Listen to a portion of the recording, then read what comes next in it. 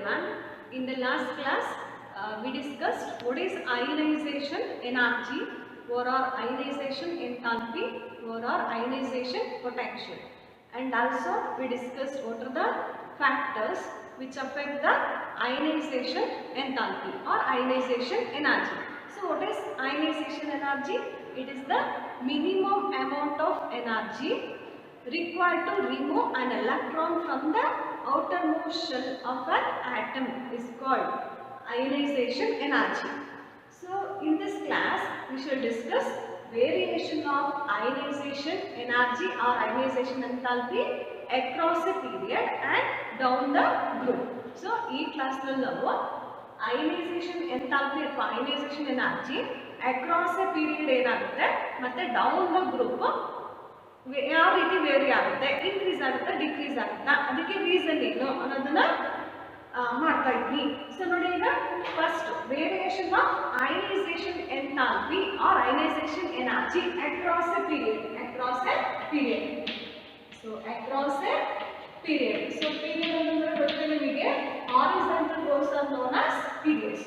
So ionisation energy across a period ಏನಾಗುತ್ತೆ? ನೋಡಿ, ಈಗ ಅಕ್ರಾಸ್ ಎ ಪೀರಿಯಡ್ ನೀವು ಆಲ್ರೆಡಿ ಅಟಾಮಿಕ್ ರೇಡಿಯಸ್ ನಲ್ಲಿ ಓದಿದ್ದೀರಾ. ಅಕ್ರಾಸ್ ಎ ಪೀರಿಯಡ್ ಏನಾಗ್ತಾ ಬರುತ್ತೆ, ಅಟಾಮಿಕ್ ಸೈಜ್ ಡಿಕ್ರೀಸ್ ಆಗ್ತಾ ಬರುತ್ತೆ.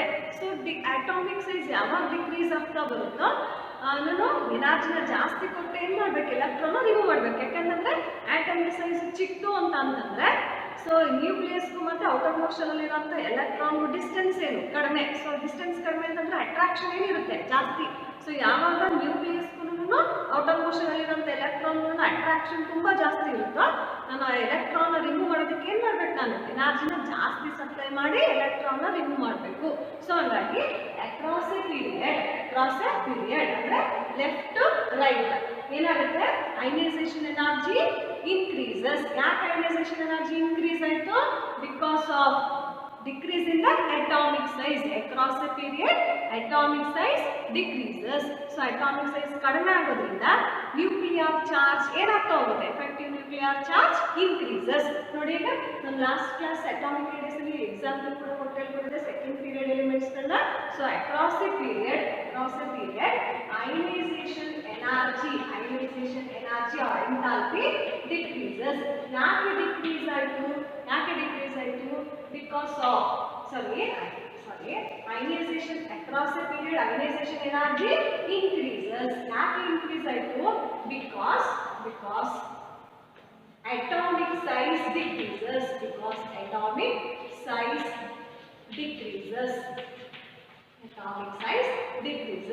ನೋಡಿ, atomic size ಚಿಕ್ಕದು ಅಂತಂದ್ರೆ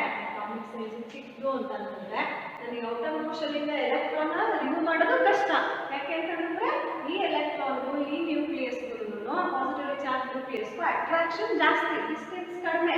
ಸೊ ಡಿಸ್ಟೆನ್ಸ್ ಕಡಿಮೆ ಅಂತಂದ್ರೆ ಅಟ್ರಾಕ್ಷನ್ ಏನಿರುತ್ತೆ, ಇಲ್ಲಿರೋ ಎಲೆಕ್ಟ್ರಾನ್ಗೂ ನ್ಯೂಕ್ಲಿಯಸ್ಗೂ ಪಾಸಿಟಿವ್ಲಿ ಚಾರ್ಜ್ ನ್ಯೂಕ್ಲಿಯಸ್ಗೂ ಅಟ್ರಾಕ್ಷನ್ ಜಾಸ್ತಿ. ಸೊ ಅಟ್ರಾಕ್ಷನ್ ಜಾಸ್ತಿ ಇದ್ದಷ್ಟು ನನಗೆ ಎಲೆಕ್ಟ್ರಾನ್ ರಿಮೂವ್ ಮಾಡೋದು ತುಂಬಾ ಕಷ್ಟ. ಅದಕ್ಕೆ ನಾನು ಏನ್ ಮಾಡಬೇಕು, ಜಾಸ್ತಿ ಎನರ್ಜಿನ ನಾನು ಸಪ್ಲೈ ಮಾಡಬೇಕು. ಸೊ ಹಾಗಾಗಿ ionisation energy increases across a period because of decrease in the atomic size.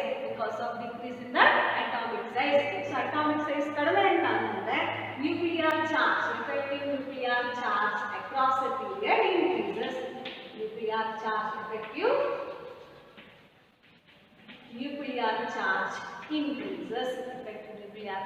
increases.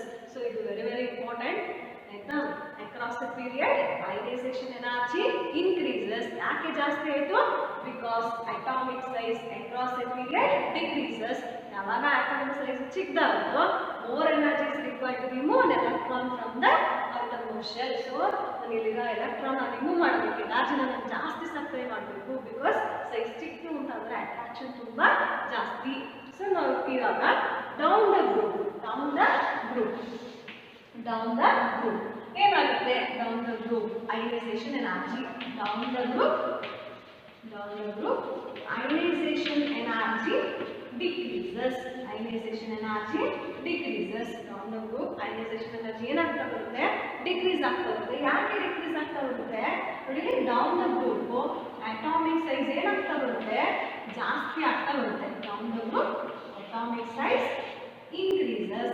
ಯಾವಾಗ atomic size increase ಆಗ್ತಾ ಬರುತ್ತೋ ನೋಡಿ ಆಗ distance between center of nucleus to the outermost shell of electron ಏನಾಗಿದೆ ಡಿಸ್ಟೆನ್ಸ್ ಜಾಸ್ತಿ ಆಯಿತು. ಡಿಸ್ಟೆನ್ಸ್ ಜಾಸ್ತಿ ಅಂತಂದ್ರೆ ಅಟ್ರಾಕ್ಷನ್ ಕಡಿಮೆ. ಸೊ ಅಟ್ರಾಕ್ಷನ್ ಕಡಿಮೆ ಇದ್ದಾಗ ಇಲ್ಲಿರುವಂಥ ಎಲೆಕ್ಟ್ರಾನ್ ಅನ್ನು ಈಸಿಗೆ ಏನು ಮಾಡ್ಬೋದು ರಿಮೂವ್ ಮಾಡ್ಬೋದು. ಈಸಿಗೆ ರಿಮೂವ್ ಮಾಡ್ಬೋದು ಅಂತಂದ್ರೆ ಅಯನೈಸೇಷನ್ ಎನರ್ಜಿ ಏನಾಯಿತು ಡಿಕ್ರೀಸ್ ಆಯಿತು. ಅಯನೈಸೇಷನ್ ಎನರ್ಜಿ ಕಡಿಮೆ ಆಯಿತು. So down the group ionisation energy decreases. ಯಾಕೆ ಅಂತಂದ್ರೆ increase in the atomic size. Down the group ಏನಾಗುತ್ತೆ ಅಟಾಮಿಕ್ ಸೈಜ್ ಇನ್ಕ್ರೀಸ್ ಆಗ್ತಾ ಬರುತ್ತೆ. ಸೊ ಯಾವಾಗ ಅಟಾಮಿಕ್ ಸೈಜ್ ಜಾಸ್ತಿ ಆಗ್ತಾ ಬರುತ್ತೋ ಸೊ ಪಾಸಿಟಿವ್ಲಿ ಚಾರ್ಜ್ ನ್ಯೂಕ್ಲಿಯಸ್ಗಳು ಔಟರ್ ಮೋಷನ್ ಎಲೆಕ್ಟ್ರಾನ್ ಡಿಸ್ಟೆನ್ಸ್ ಏನಾಯಿತು ಜಾಸ್ತಿ ಆಯಿತು.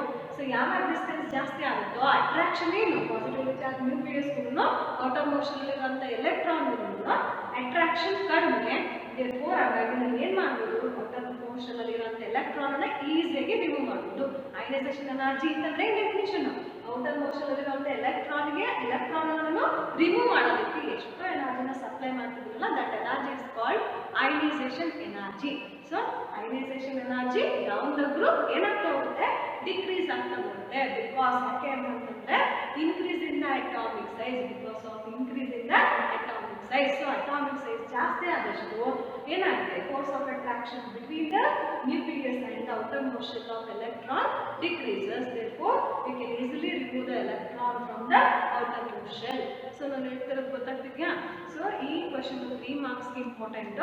ಸೊ 3 ಮಾರ್ಕ್ಸ್ ಗೆ ನಿಮಗೆ what is ionization energy or ionization enthalpy ಅಂತ ಕೇಳ್ತಾರೆ. So what is ionization enthalpy ಏನು ಬರಬೇಕು ಅವಾಗ?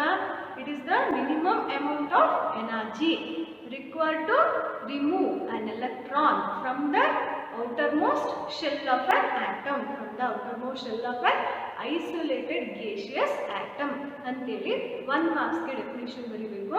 ಇನ್ನು 2 ಮಾರ್ಕ್ಸ್ಗೆ how does it vary across a period and down the group ಅಂತ ಕೇಳ್ತಾರೆ. ಗಿವ್ ರೀಸನ್ ಅಂತ ಕೇಳ್ತಾರೆ. So ionisation enthalpy across a period ಏನಾಗುತ್ತೆ, ಡೌನ್ ದ ಗ್ರೂಪ್ ಏನಾಗುತ್ತೆ, ರೀಸನ್ ಕೊಡಿ ಅಂತ ಕೇಳ್ತಾರೆ. ಸೊ 1 ಮಾರ್ಕ್ಸ್ಗೆ ಡೆಫಿನೇಷನ್ ಆಯಿತು. ಇನ್ನು 1 ಮಾರ್ಕ್ಸ್ಗೆ how does it vary across a period ಅಂತ ಕೇಳಿದ್ರೆ across a period ionisation energy increases. ಏನಾಗುತ್ತೆ across a period ionisation energy increases. ಯಾಕೆ ಇನ್ಕ್ರೀಸ್ ಆಯಿತು? Because of decrease in the atomic size. Because of decrease in the atomic size and effective nuclear charge increases. Atomic size ಚಿಕ್ಕ ಆಯಿತು, ಜೊತೆಗೆ effective nuclear charge ಏನಾಗ್ತಾ ಇರುತ್ತೆ ಅಲ್ಲಿ increase ಆಗ್ತಾ ಬರುತ್ತೆ. ಇಷ್ಟು ರೀಸನ್ ಬರೀಬೇಕು. ಅದೇ ರೀತಿ down the group ionisation energy decreases. Down the group ionisation energy ಕಡಿಮೆ ಆಗ್ತಾ ಬರುತ್ತೆ. ಯಾಕೆ? Because of increase in the atomic size. Because of increase in the atomic size. So ಇದಿಷ್ಟು ರೀಸನ್ಸ್ನ ಬರೀಬೇಕು. ಸೊ ಇದು ವೆರಿ ಇಂಪಾರ್ಟೆಂಟ್ 3 ಮಾರ್ಕ್ಸ್ಗೆ. What is ionisation enthalpy, how does it vary across the period and down the group, give reasons ಅಂತ ಹೇಳಿ ಕೇಳ್ತಾರೆ. So very important. ನಾನು just definition how does it vary across the period ಅಂತಂದ್ರೆ increases. ಯಾಕೆ increase ಆಯಿತು? Because of decrease in the atomic size or increase in the effective nuclear charge. Down the group ಏನಾಗುತ್ತೆ ionisation energy decrease ಆಗುತ್ತೆ. ಯಾಕೆ decrease ಆಯಿತು? Because of increase in the atomic size. ಇಷ್ಟು ರೀಸನ್ಸ್ನ ಬರೀಬೇಕು. ಸೊ ಇಂಪಾರ್ಟೆಂಟ್ ಕ್ವೆಶ್ಚನ್ ಇದು. Today I am going to explain electron gain enthalpy or electron affinity. Electron affinity. So what is electron gain enthalpy? This electron gain enthalpy.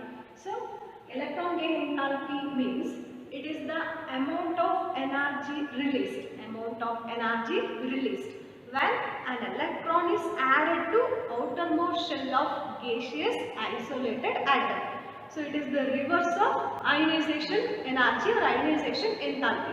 So ನೋಡಿ ionisation ಎನರ್ಜಿನಲ್ಲಿ ನಾವು outermost ಶೆಲ್ಲಿಂದ electron ಅನ್ನ remove ಮಾಡೋದಕ್ಕೆ ಎಷ್ಟು amount of ಎನರ್ಜಿನ supply ಮಾಡ್ತಿದ್ವಿ, that energy is called ionisation energy. ಈಗ ಎಲೆಕ್ಟ್ರಾನ್ ಗೇನ್ ಎಂಥಾಲ್ಪಿನಲ್ಲಿ ಔಟರ್ ಮೋಸ್ಟ್ ಶೆಲ್ಲಲ್ಲಿರೋಂಥ ಎಲೆಕ್ಟ್ರಾನಿಗೆ ಔಟರ್ ಮೋಸ್ಟ್ ಶೆಲ್ಗೆ ನಾನು ಏನು ಮಾಡ್ತಾ ಇದ್ದೀನಿ, ಎಲೆಕ್ಟ್ರಾನ್ನ ಆ್ಯಡ್ ಮಾಡ್ತಾ ಇದ್ದೀನಿ. ಸೊ ಎಲೆಕ್ಟ್ರಾನ್ನ ಆ್ಯಡ್ ಮಾಡಬೇಕಾದ್ರೆ ಎಷ್ಟು ಅಮೌಂಟ್ ಆಫ್ ಎನರ್ಜಿ ಏನಾಗುತ್ತೆ ರಿಲೀಸ್ ಆಗುತ್ತೆ, that energy is called electron gain enthalpy. So this electron gain enthalpy, the amount of energy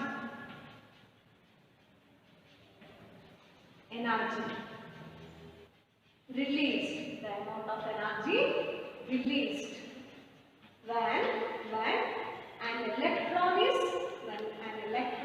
is added to outermost shell of isolated gaseous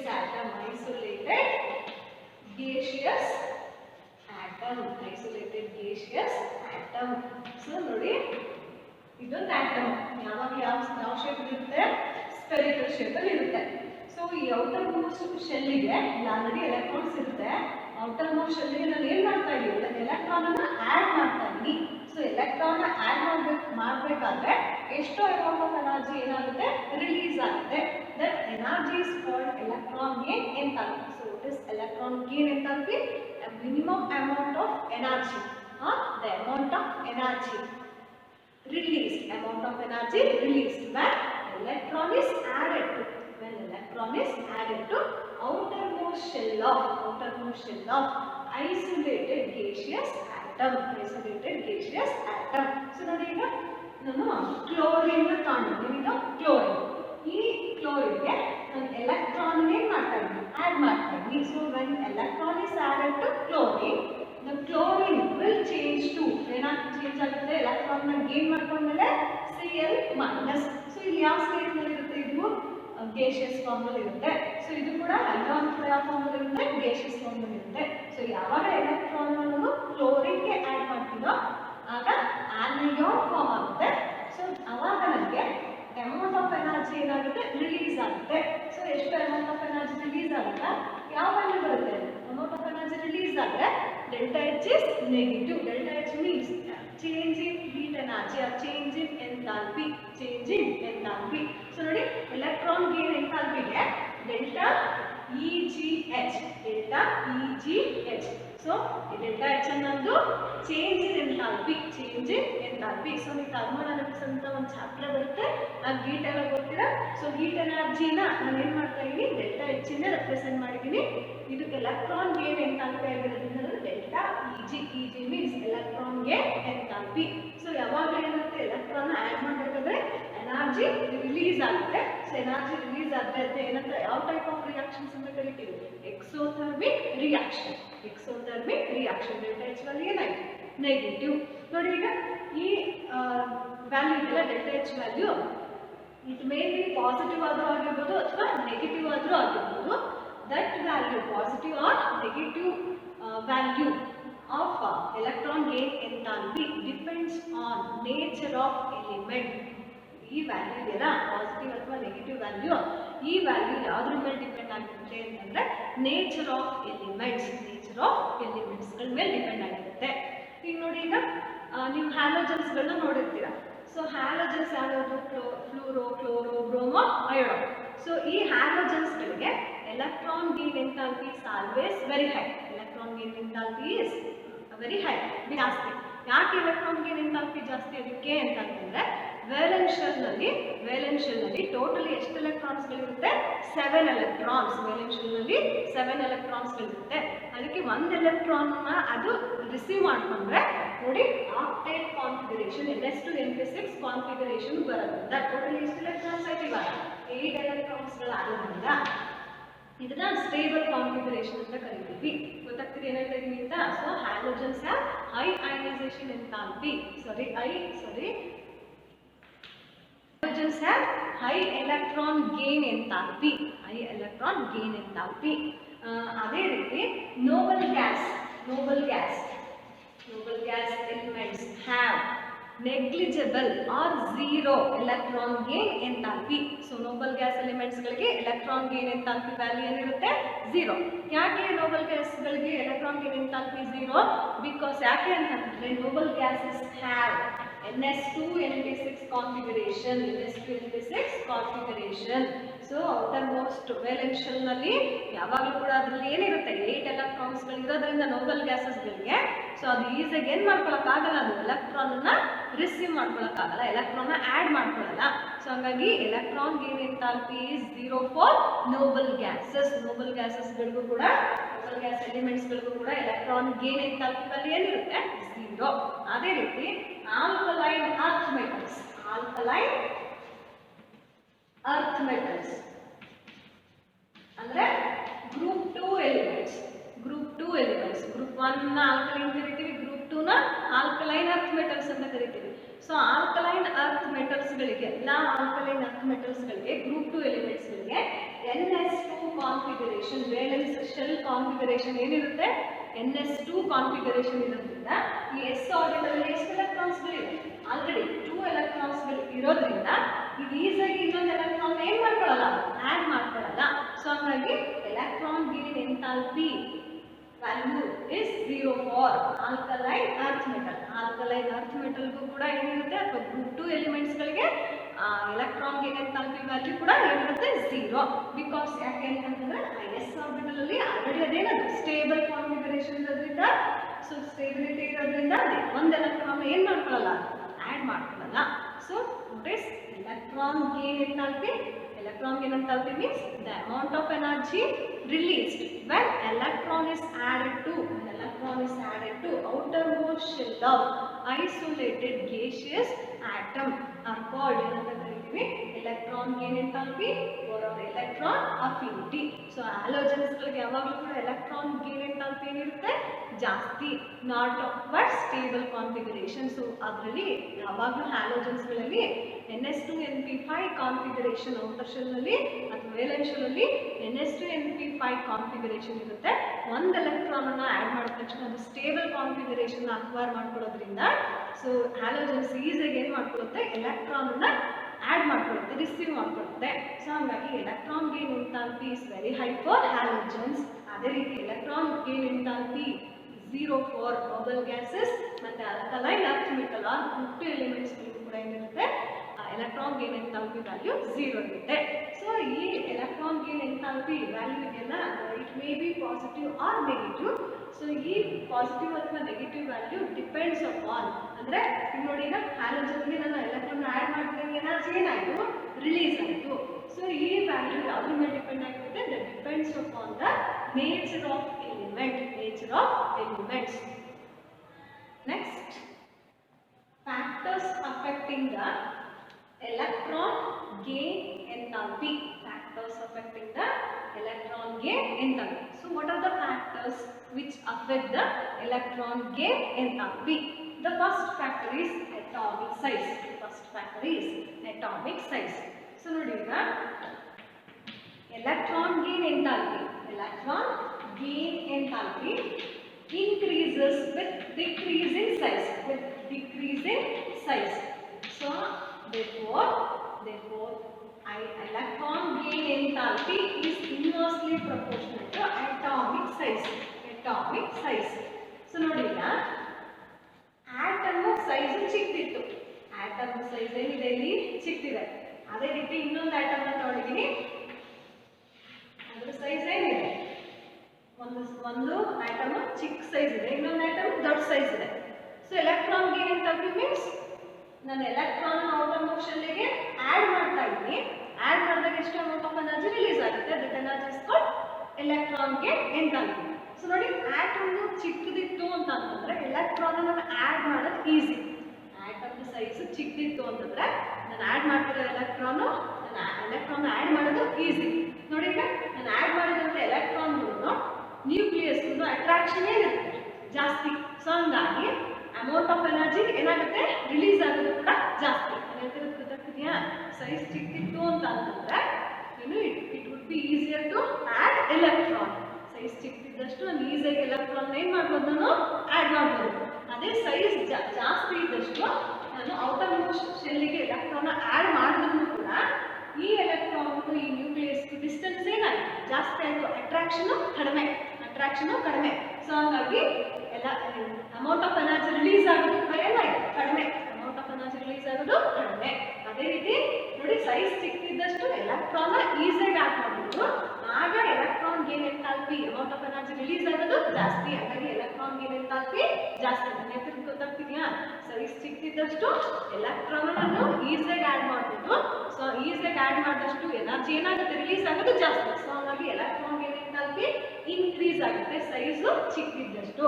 ಅದೇ ನಾನು electron ಯಾವ್ದಕ್ಕ ದೊಡ್ಡ size ಇರೋಂಥ ಐಟಮ್ನ ತಗೊಂಡಿದ್ದೀನಿ, electron ಅನ್ನು add ಮಾಡಿದ್ರು ಕೂಡ ಆ ಎಲೆಕ್ಟ್ರಾನ್ಗೂ ನ್ಯೂಕ್ಲಿಯಸ್ಗೂ ಏನೋ ಡಿಸ್ಟೆನ್ಸ್ ಜಾಸ್ತಿ ಇದ್ದಷ್ಟು ಅಟ್ರಾಕ್ಷನ್ ಕಡಿಮೆ.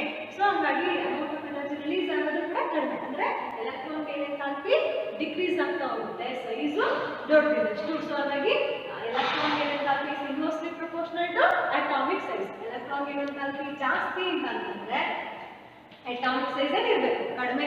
ನೋಡಿ ಅಟಾಮಿಕ್ ಸೈಜ್ ಕಡಿಮೆ ಅಂತಂದ್ರೆ ಎಲೆಕ್ಟ್ರಾನ್ ಏನಂತಾಲ್ಪಿ ಜಾಸ್ತಿ. ಅಟಾಮಿಕ್ ಸೈಜ್ ಜಾಸ್ತಿ ಅಂತಂದ್ರೆ ಎಲೆಕ್ಟ್ರಾನ್ ಏನಂತಾಲ್ಪಿ ಏನಾಗ್ತಾ ಹೋಗುತ್ತೆ ಕಡಿಮೆ ಆಗ್ತಾ ಹೋಗುತ್ತೆ. ನಾನು ಹೇಳ್ತಿರೋದು ಗೊತ್ತಾಗ್ತಿದ್ಯಾ? ಆಟಮ್ದು ಸೈಜ್ ಚಿಕ್ಕಿದ್ದಷ್ಟು ಎಲೆಕ್ಟ್ರಾನ್ ಈಸಿಯಾಗಿ ಆಡ್ ಮಾಡ್ಬೋದು. ಎಲೆಕ್ಟ್ರಾನ್ ಈಸಿಯಾಗಿ ಆಡ್ ಮಾಡ್ತಿದ್ರಿ means amount of energy release ಆಗೋದು ಜಾಸ್ತಿ. ದಟ್ ಮೀನ್ಸ್ ಎಲೆಕ್ಟ್ರಾನ್ಗೆ ಏನಂತಾಲ್ಪಿ ಜಾಸ್ತಿ. ಆಟಮ್ದು ಸೈಜ್ ದೊಡ್ಡದಿದ್ದಷ್ಟು ಎಲೆಕ್ಟ್ರಾನ್ ಆಡ್ ಮಾಡಿದ್ರು ಕೂಡ ಆ ಎಲೆಕ್ಟ್ರಾನ್ಗೂ ಆ ನ್ಯೂಕ್ಲಿಯಸ್ಗೆ ಅಟ್ರಾಕ್ಷನ್ ಕಡಿಮೆ, ಅಮೌಂಟ್ ಆಫ್ ಎನರ್ಜಿ ರಿಲೀಸ್ ಆಗೋದು ಕೂಡ ಏನೋ ಕಡಿಮೆ. ಸೊ ಹಾಗಾಗಿ ಎಲೆಕ್ಟ್ರಾನ್ಗೆ ಏನಂತಾಲ್ಪಿ ಸೈಜ್ ಜಾಸ್ತಿ ಆದಷ್ಟು ಕಡಿಮೆ. ಸೊ ಹಾಗಾಗಿ ಎಲೆಕ್ಟ್ರಾನ್ಗೆ ಏನಂತಾಲ್ಪಿ increases with decrease in size. Electron gain enthalpy increases with decrease in size. First point. Next second point ಯಾವುದು ಅಂತಂದ್ರೆ ನ್ಯೂಕ್ಲಿಯರ್ ಚಾರ್ಜ್. ನ್ಯೂಕ್ಲಿಯರ್ ಚಾರ್ಜ್ ಇದು ಕೂಡ ಆಲ್ರೆಡಿ ಹೇಳ್ಕೊಟ್ಟಿದ್ದೀನಿ. ಸೇಮ್ ಅಯನೈಸೇಷನ್ ಎಂಥಾಲ್ಪಿನಲ್ಲಿ ಏನೇನು ಪಾಯಿಂಟ್ಸ್ಗಳು ಓದಿದ್ರು ಸೇಮ್ ಅದೇ ಪಾಯಿಂಟ್ಸ್ಗಳು ಬರುತ್ತೆ. ಸೊ ನೋಡಿ, as the nuclear charge increases electron gain enthalpy also increases.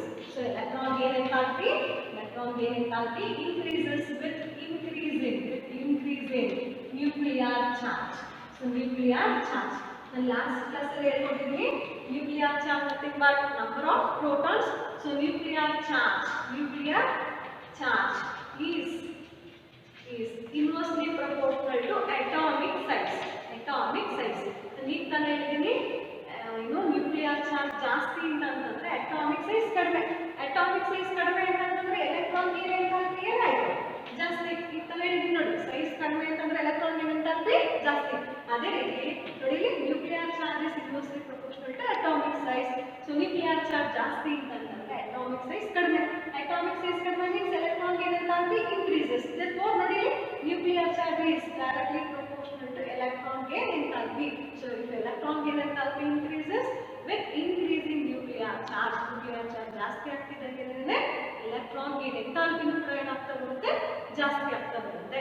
So ಇದು second point. Next third point is half filled and completely filled set of orbitals. So ನೋಡಿ, when atom has half filled or completely filled set of orbitals ಇತ್ತು ಅಂತಂದ್ರೆ ಯಾವ ಆಟಮ್ಗಳಲ್ಲಿ half filled ಮತ್ತೆ completely filled set of orbitals ಗಳಿರುತ್ತೋ the electron gain enthalpy become negligible. ಅಂದ್ರೆ half filled ಮತ್ತೆ completely filled set of orbitals ಗಳಿಂದ ನಾನು ಎಲೆಕ್ಟ್ರಾನ್ ಆಡ್ ಮಾಡೋದು ಕಷ್ಟ. ಯಾಕಂತಂದ್ರೆ ಅದು ಆಲ್ರೆಡಿ ಸ್ಟೇಬಲ್ ಇರೋದಕ್ಕೆ ನಾನು ಎಲೆಕ್ಟ್ರಾನ್ ಆಡ್ ಮಾಡೋಕ್ಕಾಗಲ್ಲ. ಸೊ ಹಾಗಾಗಿ electron gain enthalpy become negligible when atom has electron gain enthalpy become negligible when atom has half filled or completely filled set of orbitals. Next class ಅಲ್ಲಿ ಹೇಳ್ಕೊಟ್ಟಿದ್ದೀನಿ half filled means ನೋಡಿ p section ಅಲ್ಲಿ ನಿಮಗೆ ಮೂರು orbitals ಇರುತ್ತೆ, px py ಮತ್ತೆ pz. So single electron ಇತ್ತು ಒಂದೊಂದು orbital ಅಂತಂದ್ರೆ ಇದನ್ನ ಹಾಫ್ ಫೀಲ್ಡ್ ಅಂತ ಕರಿತೀವಿ, ಹಾಫ್ ಫೀಲ್ಡ್. ಅದೇ ರೀತಿ ಕಂಪ್ಲೀಟ್ಲಿ ಫೀಲ್ಡ್ ಅಂತಂದ್ರೆ ನೋಡಿ 6 ಎಲೆಕ್ಟ್ರಾನ್ಸ್ ಪೇರ್ ಆಗಿತ್ತು ಅಂತಂದ್ರೆ ಇದನ್ನ completely filled set of orbitals ಅಂತ ಕರಿತೀವಿ. ಸೊ ಇದು ಮೋರ್ ಸ್ಟೇಬಲ್.